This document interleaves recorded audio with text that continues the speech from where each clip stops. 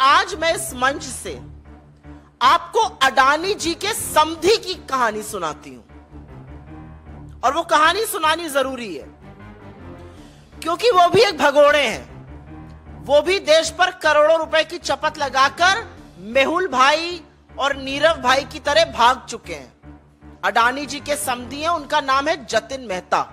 नाम तो आपने सुना ही होगा। Winsome Diamonds, Forever, Precious Jewellery, Suraj Diamonds, इन सब के मालिक हैं।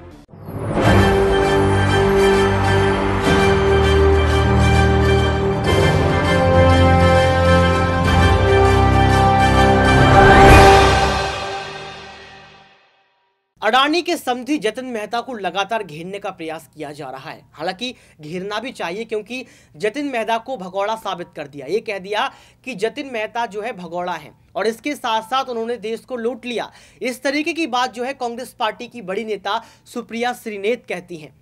नमस्कार, आपके साथ मैं हूं ऋतिक सविता। स्वागत है आपका SPN 9 न्यूज में। दर्शकों, आपको बता दें कि यहां पर जो है जतिन मेहता बुरी तरीके से फंस चुके हैं। ये कहा जा रहा है कि गौतम अडानी ने जतिन मेहता को जो है बचाने का प्रयास किया।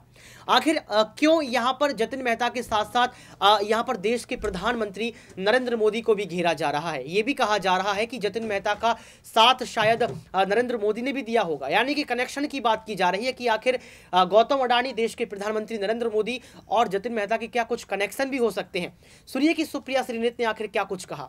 लेकिन आज मैं इस मंच से आपको अडानी जी के समधी की कहानी सुनाती हूं, और वो कहानी सुनानी जरूरी है क्योंकि वो भी एक भगोड़े हैं। वो भी देश पर करोड़ों रुपए की चपत लगाकर मेहुल भाई और नीरव भाई की तरह भाग चुके हैं। अडानी जी के समधी हैं, उनका नाम है जतिन मेहता। नाम तो आपने सुना ही होगा। Winsome Diamonds, Forever, Precious Jewellery, Suraj Diamonds, इन सब के मालिक हैं। याद आना चाहिए आपको, ये वही कंपनियां हैं जिन्होंने पंजाब नेशनल बैंक और तमाम अन्य भारतीय सरकारी बैंकों पर चपत लगाई 7,000 करोड़ रुपए की। $1 बिलियन की चोरी कर कर यह आदमी हिंदुस्तान से भाग गया, दूसरी जगह का नागरिक बन गया, और सरकार ने आंखों पर पट्टी और मुंह में दही जमाकर कुछ भी नहीं किया इसके खिलाफ। यह जतिन मेहता अडानी जी के समधी की कहानी है। लेकिन हम ये कहानी इसलिए सुना रहे हैं क्योंकि जतिन मेहता के भागने में, उनके पैसे के गबन में, उनकी काली करतूतें पूरी तरह से अडानी स्कैम से जुड़ी हुई हैं। मैं बहुत कुछ पहनने से पहले थोड़ा सा जतिन मेहता और उनकी पत्नी जी के बारे में आपको और बता देना चाहती हूं। जतिन मेहता जी की लड़की की शादी गौतम अडानी के बड़े भाई विनोद अडानी की लड़के से हुई है, इसलिए वो परिवार के समधी हैं। अब इससे ज्यादा घनिष्ठ संबंध दूसरा शायद ही कोई होता होगा। जतिन मेहता और उनकी पत्नी ने 2 जून 2016 को भारत की नागरिकता छोड़कर कैरिबियन में, जो अंतरराष्ट्रीय टैक्स हेवन है, सेंट किट्स में, वहां की नागरिकता ले ली। वहां से एक्स्ट्राडिशन की हमारे पास कोई ट्रीटी नहीं है। सरकार फिलहाल हाथ ही मल रही है। अगर आप सरकार के सर्वोच्च व्यक्ति से पूछ लीजिएगा कि क्या कार्रवाई हो रही है, तो नील बटा सन्नाटा। हमारी तरफ कहा जाता है नील बटा सन्नाटा, 0, शून्य कार्रवाई हो रही है जतिन मेहता के खिलाफ। असल में यूके के अंतरराष्ट्रीय बैंकों द्वारा जतिन मेहता पर केस चलाया जा रहा है, लेकिन उससे भारत में जो उन्होंने फ्रॉड किया है, जो $1 बिलियन करीब 7,000 करोड़ रुपए की चपत लगाकर जो वो भग गए, उससे भारत की कार्रवाई और भारत के किसी बैंक का कोई लेना देना नहीं है। तो नील बटा सन्नाटा कार्रवाई मोदी जी जतिन मेहता के खिलाफ कर रहे हैं। अब आपको समझाते हैं कि वो ऐसा क्यों कर रहे हैं। वो ऐसा इसलिए कर रहे हैं क्योंकि मेहुल भाई हो गए या नीरव मोदी हो गए या जतिन मेहता जैसे चोर और भगोड़ों के तार अडानी के काले कारनामे, अडानी की काली करतूतों से जुड़े हुए हैं। जतिन मेहता ने मेहुल भाई और नीरव मोदी की तरह वही स्वांग रचा, लेटर ऑफ क्रेडिट लिया बैंकों से, सोना इंपोर्ट किया और उसके बाद जेवर बनाकर एक्सपोर्ट किए। मजे की बात यह है कि जिन 13 कंपनियों को जतिन भाई ने दुबई में ये एक्सपोर्ट किया, वो जांच के बाद पता चल रहा है वो 13 कंपनियों का मालिकाना हक उन्हीं का था, वो एक्चुअल उन्हीं की कंपनियां थी, उनको उन्होंने एक्सपोर्ट किया और उसके बाद वो पैसा डुबा दिया गया, कह दिया गया पेमेंट नहीं हुआ, पैसा डूब गया। पैसा डूबा नहीं गया, पैसा डकार लिया गया। $1 बिलियन भारतीय बैंकों के, भारतीय करदाताओं के, भारत की सरजमी के $1 बिलियन, 7,000 करोड़ रुपए पूरी तरह से डकार लिए गए, ये स्वांग रच के कि हम एक्सपोर्ट कर रहे हैं। 13 कंपनियां उन्हीं की थी, उनको एक्सपोर्ट कर रहे थे। तो सबसे बड़ा मामला ये मनी स्विंडलिंग का बनता है, लेकिन ईडी भगवान जाने कहां है, समझ ही में नहीं आता किसकी तफ्तीश कर रही है, पता नहीं किस विपक्ष के पीछे पड़ी हुई है। अब आपको लेकिन सीधा तार और सीधी स्टोरी जो जतिन मेहता की अडानी के स्कैम से जुड़ी हुई है, बेनामी संपत्ति से जुड़ी हुई है, बेनामी पैसे से जुड़ी हुई है, जिस पर हम सवाल उठा रहे हैं, वो समझा देते हैं आपको। भी मैंने 13 कंपनियों का जिक्र इसलिए किया क्योंकि जिससे पता चले कि उनके ऊपर किस किस तरह के मामले चल सकते हैं भारतीय सरकार के, वो कैसे चूना लगाकर भाग गए, यह समझाना जरूरी था। इसलिए मैंने अभी आपको पहले उनके काले कारनामों के बारे में बताया। मोंटेरोसा नाम का एक कंपनियों का समूह है, ये शेल ग्रुप्स की मालिक है, मॉरिशस स्थित है मोंटेरोसा।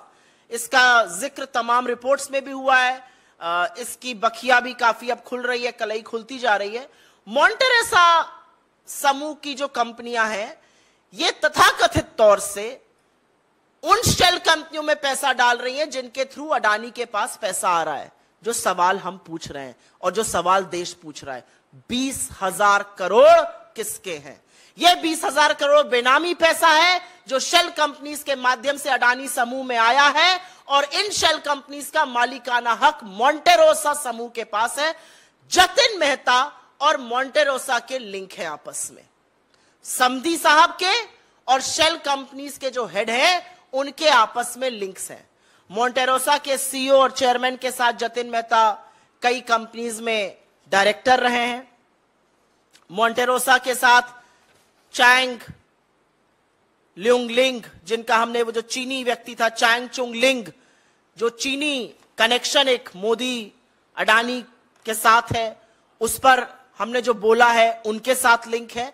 मोंटेरोसा और जतिन मेहता का सीधे सीधे संबंध है, और इस संबंध के चलते क्योंकि हम सवाल बार बार उठा रहे हैं कि 20,000 करोड़ किसके हैं, ये जो पैसा चोरी किया गया हिंदुस्तान से, जो गबन कर लिया गया, जो डकार लिया गया, ये किसका पैसा है?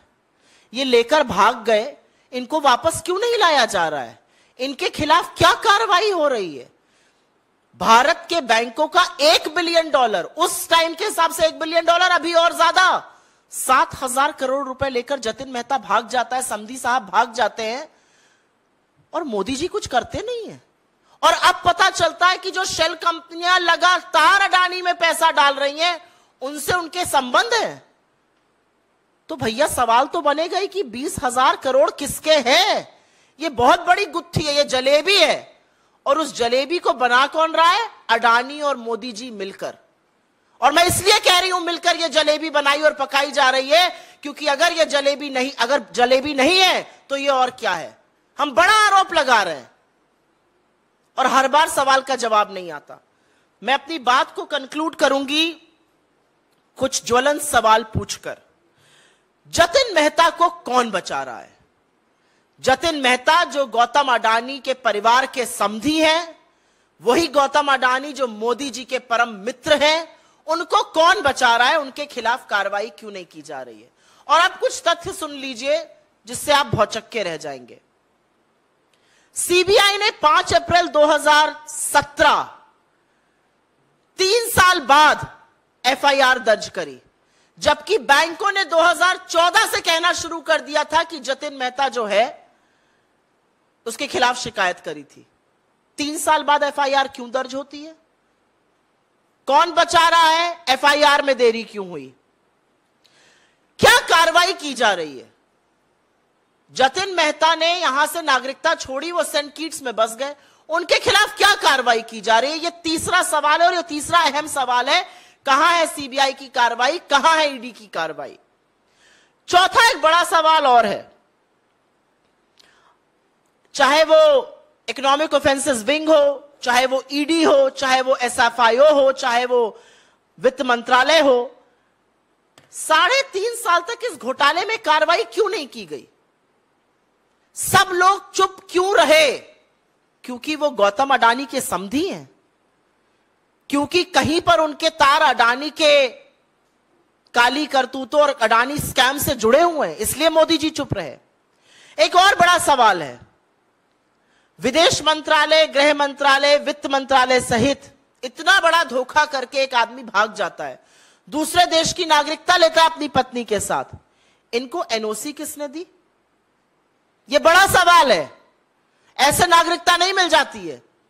No objection certificate Jatin Mehta ji जैसे आदमी को किसने दिया? जतिन मेहता जो 7,000 करोड़ की चपत लगाकर, भारतीयों का पैसा लेकर, चूना लगाकर, गबन कर डकार कर भाग गया, और जिसका अडानी से लिंक है, अडानी के घोटाले से लिंक है, उसको एनओसी किसने दी दूसरी जगह की नागरिकता लेने के लिए? और ऐसी जगह की नागरिकता जहां से आप उसको वापस नहीं ला सकते। यह बड़ा सवाल है, किसने साइन किया उस फाइल पर, किसने एनओसी दी? और अंत में सवाल तो वही है, 20,000 करोड़ रुपए किसके हैं? मोदी जी इस पर चुप क्यों हैं? इस पर जेपीसी गठित करके दूध का दूध और पानी का पानी क्यों नहीं कर देते? और अब समझ में हमें यह पूरी तरह से आ रहा है कि चोरों का नाम लेते ही तिलमिलाते क्यों हैं साहब।